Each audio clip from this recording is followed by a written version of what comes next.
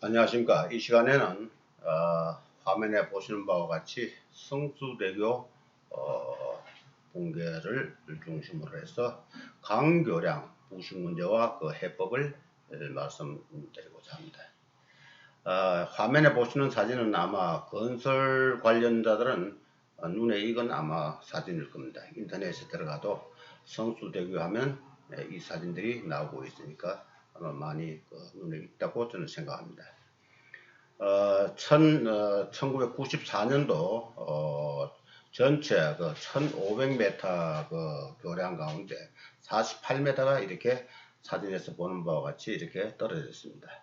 이 48m의 구간을 지탱하는 것은 수직빔 3개가 있었습니다.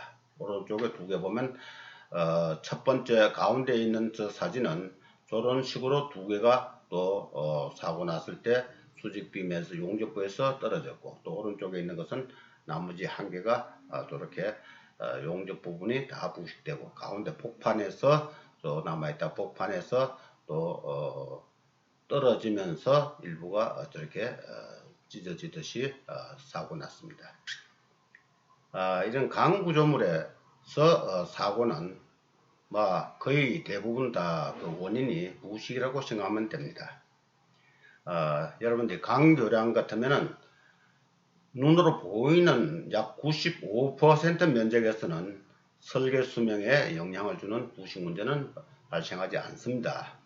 강교량 강의 대기 중 부식 속도는 0.01mm/year 해서 나와 있죠. 그 다음에 표면적의 95%는 전면 부식이나 전면 부식. 0.01mm/year라는 것은 뭐냐면 전면 부식이 일어날 때 그때 부식률을 얘기를 합니다. 전 세계적으로 강교량에 적용되는 부식률입니다. 그렇지만은 설계 수명에 영향을 주는 부식은 나머지 5%, 즉 볼트 연결부와 그 다음에 용접부에서 국부 부식. 볼트 연결부와 용접부는 반드시 거기는 전위가 부분적으로 전위가 다르기 때문에 전위차가 발생해서 반드시 전지가 형성되는 구조입니다. 여기에서 상대적 양극, 즉 상대적 전위가 낮은 쪽에서 반드시 전지 부식이라는 게 발생하는데, 바로 이것은 국부 부식으로, 어느 전면 부식이 아니고 부분적으로 깊이 파고들어가는 그런 부식입니다. 오른쪽에 수직빔, 그러니까 이 떨어진 이 부분을 받쳐주는 수직빔 3개를 보면 H빔입니다. H빔에서 옆에 또는 철판 두께가 18mm 두께고 가운데 복판해서 저것은 힘을 지탱하는 것이 아니고 또 빔을 연결해주는 복판해서 8mm 두께입니다. 8mm 두께인데 사고 날 그 시점에 바깥 주 용접부, 즉 H빔에서 주 용접부는 까맣게 다 부식이 돼서 떨어져 있었습니다. 3개 다 떨어져 있고 가운데 폭판이 무게를 지탱하고 있다가 순간적으로 가운데 저 2개는 보면은 작은 부분은 저게 FCC라 해서 또는 그렇게 부식 형태인데, 나머지 긴 부분은 퍼티그 프랙처, 즉 피로 파괴라는 그러한 메커니즘인데, 부식에서 제법 시간을 들여서 설명하고 있지만은 아주 상식적인 교과서적인 파괴 모습입니다. 저런 게 2개가 피로 파괴되고, 나머지는 또 오른쪽에 보면은 오른쪽에 왼쪽에는 깨끗하게 절단된 면이 보이죠. 저기는 피로 파괴고, 나머지 오른쪽에는 구간이 떨어지면서 찢어지듯이 나머지서 파괴된 그러한 모습입니다. 결과적으로는 강교량에서 우리가 관심을 가져야 될 것은 이 용접부에서 저렇게 왜 15년 만에 전체 설계 수명의 5%도 되지 않은 기간에 저렇게 용접부가 다 부식이 됐을까? 저기는 바로 용접부가 구조조에 비해서 양극, 상대적 전위가 낮은 양극이 된 전지가 구성되어서 소양극 대음극이라는 그러한 전지 구조가 되어 가지고 저기서 짧은 시간에 다 부식이 된 겁니다.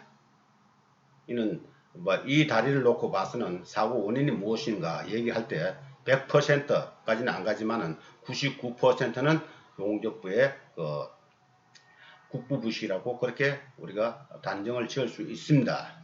즉 부식전지라는 얘기입니다. 부식전지.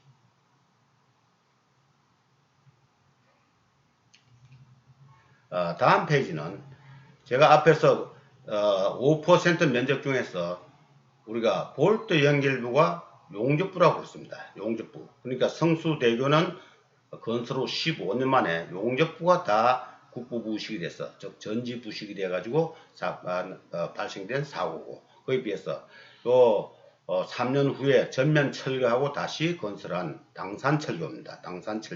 당산철교는 볼트 연결부에서 전지부식이 발생돼서 발생한 그 전면 철거하고 다시 재건설한 직접적인 원인이 볼트 연결부의 전지부식입니다. 자, 여러분 화면에서 보듯이 교각과 교각 사이가 약 한 60m 정도 됩니다. 60m인데 사각 아치 빔이 구조재는 사각 아치 빔입니다. 60m 사각 아치 빔. 여기 9군데 볼트로서 연결되는데 한 볼트 연결부에 볼트가 150개 정도가 채워져 있었습니다. 그런데 제가 이 교량을 뜯기 전에 제가 마지막 진단을 하면서 그 볼트를 채우기 위해서 사각빔 아래쪽에 보면은 이 작업구가 있습니다. 작업구에 손을 넣었더니 150개 볼트 머리가 만져져야 되는데 만져봤더니 약 3분의 1, 약 30% 볼트 대가리가 없었습니다. 어디 갔는가 봤더니 가운데 사진같이 볼트 이거는 녹이 아니고 마치 이거는 전지부식된 볼트 머리를 마치 단무지 썬 것 같이 이러한 모습으로서 그 하부 측에 쌓여 있었습니다. 자, 이 다리를 뜯고 다시 건설한 이유는 안전을 위해서, 안전 목적, 안전이 그 이유가 돼서 뜯고 다시 건설했는데, 자, 3분의 1의 그 볼트가 이렇게 떨어졌다는 것은 우리가 충분히 안전하고는 우리가 안전을 우리가 얘기할 수가 있습니다. 근데 이게 원인 없는 무덤이 없다고 아무 이유 없이 이렇게 됐을까? 부식을 전공하는 사람 눈에는 간단하게 이 원인이 보입니다. 요 작업구를 통해서 밑에서 수전기가 사각 아치 빔 내로 들어갔을 때 그 내부, 빔 내부에 수막을 형성합니다. 그러면 볼트와 구조재 간에 뭐가 틀리느냐? 전위 차이가 있습니다. 전위차가 있는데 이 수막이 형성되면 상대적 양극과 음극, 그러니까 전위가 높은 쪽을 우리가 음극이라 얘기하는데 캐소드, 음극이라는데, 그 다음에 낮은 쪽이 그 양극이라는데, 양극 간에 회로가 수막이 회로를 형성하게 되면 항상 상대적 양극 부분에서는 그 수막 두께만큼 이렇게 부식이 돼서 진행돼서 이렇게 그 가운데 사진같이 볼트 머리가 이렇게 떨어집니다. 떨어지면 또 다시 수막이 올라가니까 계속적으로 해서 볼트 머리가 지금 다 지금 없어질 정도로 다 떨어져 버립니다. 이렇게 되면 반드시 안전에 위협을 줄 수 있는 진동이 발생하겠죠. 그래서 이는 대표적인 볼트가 구조재에 비해서 상대적 양극일 때 나타날 수 있는 이러한 현상입니다. 이 전체 면적비로 봐서 이 볼트 연결부는 약 한 5% 안쪽입니다. 이러한 사진을 보면서 여러분들이 강구조물에서 설계 수명에 영향을 주는 부식은 볼트 연결부와 용접부에서 그 국부부식, 즉 전지가 형성됐을 때 국부부식인데, 이걸 거꾸로 한번 생각하면은 용접부와 볼트가 상대적 양극일 때 이러한 문제가 생긴다는 겁니다. 그러니까 우리가 기존 설계 지침에다가 요 문제를 우리가 반영을 하면 어떻게 반영을 할 수 있느냐? 반드시 볼트와 용접부는 구조조에 비해서 상대적 음극이 되도록, 이건 좀 양극이 돼서 발생한 사건이니까 음극이 되도록 하면 오히려 전체 구조재가 양극분을 보호해주기 때문에 우리가 얼마든지 수명을 연장할 수 있고, 그렇게 해서 우리가 설계 수명까지 얼마든지 우리가 안전하게 사용할 수가 있습니다. 오른쪽 화면에 오른쪽을 보면은 대표적인 밀폐형 박스 거드형 교량을 볼 수가 있습니다. 밀폐형 박스 거드 교량. 여러분들이 전 세계를 다녀보면은 밀폐형 박스 거드 교량은 눈을 씻고 찾아보기도 힘들 정도로 거의 없습니다. 근데 우리나라의 전체 만개 교량 가운데 절반 정도가 강교량인데, 강교량의 80%는 밀폐형 박스 거드 교량이라고 얘기합니다. 왜 외국에서는 이 만들기 쉬워, 강도 좋아, 보기도 괜찮은 이 박스 거드형 교량을 왜 건설하지 않느냐? 이유를 물어보면은 모두가 부식 때문에 안 한다고 얘기합니다.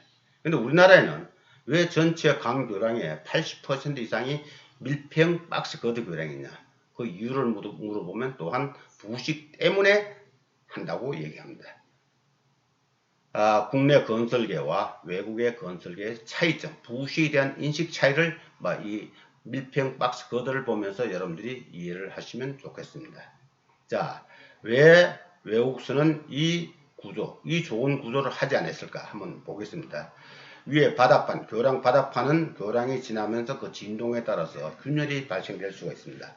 균열이 발생되면 비가 오면 빗물이 스며들겠죠. 빗물이 박스 거드 상부 플레이트와 사이에 빗물이 고이게 되면 그것이 박스와 박스 거드 간 그 볼트 연결을 통해서 그림에서 보는 같이 물이 이것이 박스 거드 내부로 물이 들어올 수가 있습니다. 또 그래서 항상 부식은 물과 연관지어라 했죠. 물이 접하는 시간에 비례해서 부식이 된다고 얘기를 했습니다.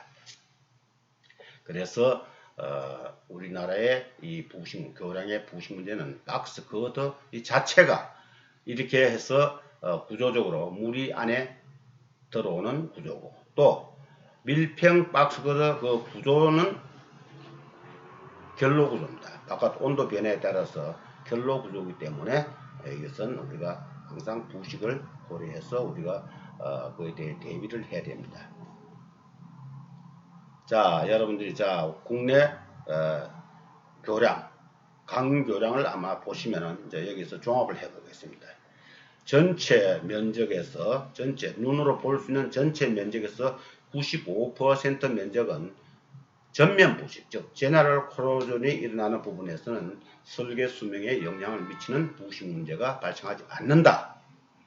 단 5%, 즉 부재관 연결부인 볼트 연결부와 용접부에서는 반드시 전지가 구성되는데, 반드시 거기에서 면적이 작은 볼트나 또는 용접부와 상대적 양극일 때는 아주 짧은 시간에 전지 부식으로서 국부 부식이 발생하면서 상상을 초월하는 그러한 기간에 우리가 안전사고 발생할 수 있다.